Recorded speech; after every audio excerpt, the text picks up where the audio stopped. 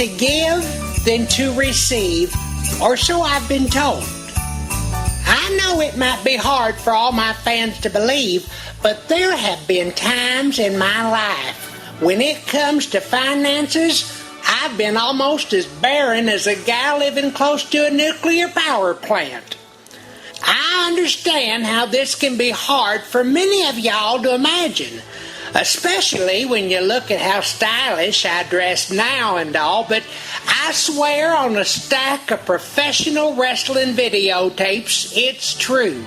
One of those times was back in the 1980s. I was still single, I hadn't yet taken pen to paper, and nobody other than my neighbors at the High Chaparral Trailer Park were aware of my talents for vocalizing. But down at Pinky Faye's Flip and Go Beauty Parlor, I could back home a mean updo with a rain gutter swoop that would make a televangelist wife forget to cry. With my titillating talents to teasing, you could imagine the loyal die-hard clientele of phallical fans that filled my Rolodex. But my bank account sure didn't testify to this following. The reason for this was on account of an idea Pinky Faye had come up with that combined picking up a quick buck and the building her business was located in. It had been constructed to house a dry cleaning company, which didn't stay around for long on account of how you ain't got to take 100% double knit polyester any further than your washing machine. Well, just like most dry cleaners, a drive-through had been placed on the side for those who wanted to drop off and pick up their goods without having to leave their vehicle. After moving in, Pinky Faye used the space for storage. But one night she had a dream, which involved a monkey and Joan Collins of the then popular TV show Dynasty, which I won't get into that dream, but it inspired her. For a third of the normal price, women could pull up to the window and get a quick touch-up from one of our more limber beauticians. Well, this idea was perfect for the customer and profitable for both Pinky Faye and the stylist. But for us bigger bone beauticians, well, it wasn't a winner since it allowed our clients' hairdos a longer shelf life. But I wasn't bitter. I was broke. One thing about the holiday season that everybody, regardless of who they are, where they live, or what parts of it they hold dear, will all agree on is that it waits for no one. It's going to come, and the older I get, the quicker it seems to get here as well. On that year, when it came a-knocking, it found that Old Man Trouble had already arrived and set up house in my trailer home. Christmas was just days away. And after grocery shopping, which always comes first before any other expense, I was down to exactly $3 and some pennies. I hadn't bought a single gift. This meant one thing and one thing alone. This year, Santa Claus and his elves would be relocating their workshop to the local thrift store. Some folks will rightly tell y'all that it ain't the gift that's important, but the meaning behind it. And I couldn't agree more with that whole idea, unless we're talking about my gift or you're shopping for anybody in my family. Now, I know there are people out there who'd be happier than a pig in a blanket if you gave them a rock as long as it came from the heart. But if you did that to one of my kin, well, trust me, you're going to end up finding that rock at some point in time coming through one of your windows and laying with all that broken glass in your deep shag carpet. However, with all that said, what they don't know won't hurt them neither. I've always been amazed at the nice things you can find hidden inside one of these thrift stores. And if you give them a good cleaning, some of it looks store-bought and brand new. That's what I was hoping I'd locate on the last day of shopping when I took my $3 and pennies along with my list to the odds and ends thrift hut. I only had to shop for Mama, Daddy, my older drunken stripper sister Donna Sue, Meemaw, and Pawpaw. 5 loved ones. 5 critics. But I was determined. 3 of them on my list would be easy to knock out right off the bat. Well, Meemaw and Pawpaw never could see real good, and well, they ain't been right upstairs for as long back as I can remember. And my drunken sister Donna Sue, who is usually drunk, would still be wasted even more from partying on Christmas Eve. After church, of course. So I'd already had some ideas in mind if I could just find the basics to pull them off. Well, I got as giddy as a schoolgirl when I happened along some empty decorative perfume bottles. One was shaped like a rose, which is what my pawpaw calls Meemaw, his little yellow rose of Texas, on account of meeting her for the very first time on a highway by one of those little border towns when he'd stopped to give her a lift in his truck while she was running from the Mexican police, which I won't get into right now. The second bottle was so perfect, I took it as a sign from above. It was designed to look like a bust of George Washington, not only the father of our country, but as some of y'all will recall, the one person my pawpaw idolizes. At 75 cents each, I was good to go. My plans were to take yellow food coloring, put it in some tap water, and fill both of the bottles up so they could be displayed vividly on a shelf or top the great big Zenith console TV they had in their living room. Now my sister's gift was even easier. They had a vodka bottle marked at 10 cents, which is right about how many pennies I had. Well, I quickly grabbed it and carefully placed it in my cart. Well, I'd fill it up as well with tap water and put the cap back on. I knew she wouldn't be able to focus on Christmas Day, so she wouldn't notice that the seal had been broke, and since Mama and Daddy didn't allow no kind of drinking in their trailer, she wouldn't have any idea that her dear, more attractive sibling had given her a bottle of water for the holidays.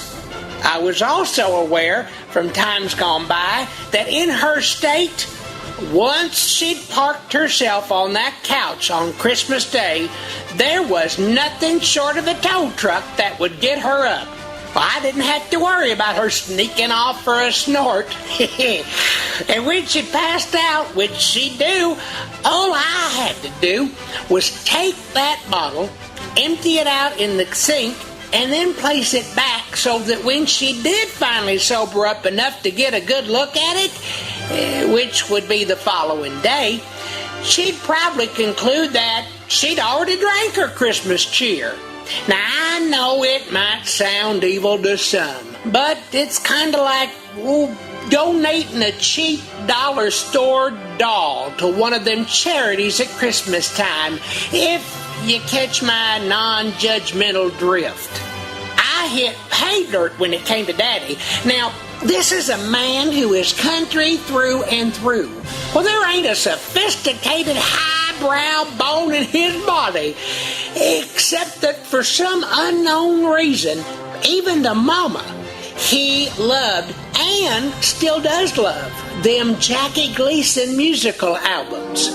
You knew when he'd poured a Mountain Dew in a pan and heated it up on the stove, he was about to put on that Jackie Gleason record. And Mama was about to splash on some Gina tape for later on. Daddy only had one of these albums, the first one put out, called Music for Lovers Only. Even though it hit number 1, where it stayed for 153 weeks, setting a record, Daddy's personal record had seen better days. All the wear and tear from being played so often caused it to skip, usually in the same places each time. Laid back in his recliner, sipping on his warm soda pop like it was a fine wine, he'd take off one of his slippers and throw it at the phonograph, which took care of the problem. But by that Christmas, His record was in such bad shape, before it'd get to the third cut, Daddy had already run out of things to throw at it, which was why I knew I had hit the mother lode during that thrift store trip when I found not just Music for Lovers Only, but 2 other Gleason albums as well, and all 3 on 8-track tapes. And at 25 cents each, well, this here was going to be a Christmas he'd never forget. My only regret was I didn't have the extra quarter for that Mrs. Miller 8-track I found that afternoon. And just my luck, when I went back the day after Christmas, it was already gone. With 75 cents left in my budget, I only had one last person to shop for, and it was the woman who'd brung me into this world, Mama. If I didn't choose the perfect gift, I knew she'd also be the same woman that would take me out of this world as well. It took me a good 30 minutes until I finally had stumbled on something that I knew would make her light up like a trailer with a strand of faulty outdoor Christmas lights. A ceramic angel figurine. Mama loved angels, but she still has got them all over her and Daddy's trailer. Big ones, small ones, fat ones, thin ones, all different colors, ceramic, glass, plastic, and paper. Well, it didn't matter. Just as long as it had wings, she was happy.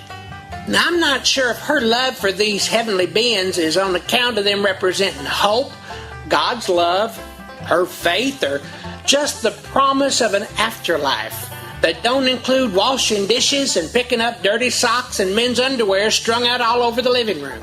Whatever it was that drew her affection, well, this one would do so on Christmas Day. And the price?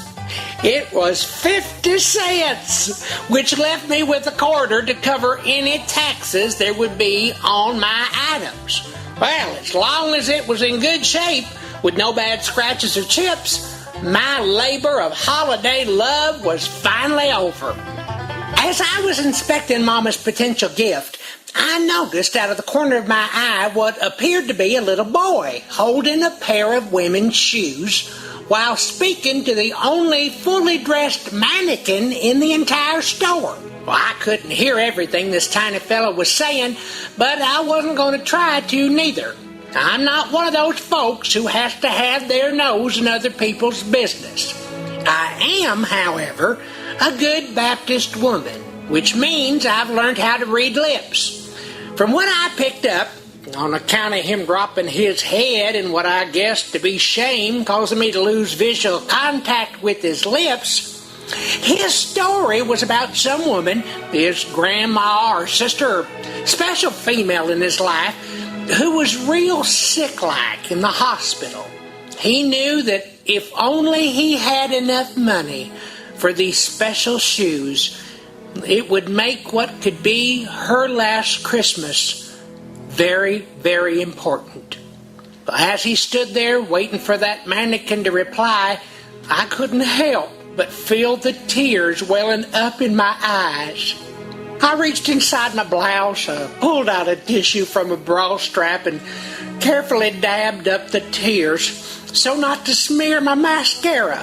When I finished, I noticed that the little fellow was no longer standing in front of that mannequin and had finally realized what he'd been talking to. Still, touched, I finished up my once-over on the angel that would bring a joy to the special female in my own life. Well, it was then that I heard this small, soft voice say, "Excuse me." Well, I knew who it was without even looking. But not wanting him to think he'd made the same mistake again and was talking to a lifeless dummy, I interrupted with a quick "yes." With his head bowed and that same pair of women's shoes held up in his tiny little hands, he began to tell his deeply felt story. However, I still missed who them shoes was for on account of noticing just how nice they were, that they looked to be my size, and how I wish I'd seen them first. But I got the gist of what he was saying and how much they'd mean to the gal, whoever she was, that he wanted to give them to as she lay in the hospital. "How much do you need to buy 'em?" I asked. $2.75, he gently replied. It wasn't much. He wasn't asking for some big amount. Just $2.75, which would mean so much to a little one that was able to make someone's last Christmas special. But it would also mean that I wouldn't have enough money to buy my own family the gifts I'd picked out for them. I don't know about y'all, but for me, during that season of love and peace, the choice was clear. I bought the gifts for my family. These are trailer people who I'd have to face every day for years to come. We're talking about the kind of folks you see on shows like Cops and America's Most Wanted. Can you imagine what my future Christmases would have been like if I hadn't had presents for them on that Christmas day? Oh, my sister wouldn't have remembered, but I know for a fact Mama would have cut me. Oh, she'd have made it look like an accident. She's good. But I wasn't about to cross that line to find out just how bad it might have been. Now, don't get me wrong, I wanted to help that tiny tot. Really, I did. And if I'd had the extra money, I'd have been more than happy to have done so. But when it comes to my loved ones, the last thing you'd want to do is disappoint them. Which, by the way, my gifts that year did just the opposite. They was beyond thrilled. Although Meemaw and Pawpaw misunderstood that them perfume bottles of colored water were only for display. For some reason, they thought that yellow food-dyed liquid was perfume. So, for part of the 1980s, folks thought they'd come down with jaundice. As for that little boy in the thrift store, after Christmas, when I went back for that Mrs. Miller 8-track that was no longer there, I asked the gal at the register if she knew what had happened to him. "Yep, I sure do," she said, smiling. "His behind is locked up in jail." Jail? I guess after I left, he just decided to shoplift them shoes he'd asked me to help him buy, and this gal had seen him stick them under his coat. When she confronted him outside, he got real violent, and then finally pulled out those women's shoes, but he also started to pull out a gun. Well, she saw what he was about to do, so she popped him upside the head with the Dr. Pepper bottle she brung out with her, and then promptly sat down on his unconscious itty-bitty body. About this time, there was this old woman who was passing by. So the gal hollered at her and asked, "Hey, will you go inside the thrift store and call the police?" Which the elderly stranger did before returning to see if the clerk needed any help. She told the Good Samaritan that as long as the police were on their way, she had it covered. With that, the senior went on her way. The police showed up and arrested the little one. It turned out I'd been wrong. He wasn't a little boy, but a midget. Or, well, that's what we called him back then, with a criminal record longer than his arm. Which I guess really ain't that hard or long, is it? Anyhow, turns out there was nobody in the hospital.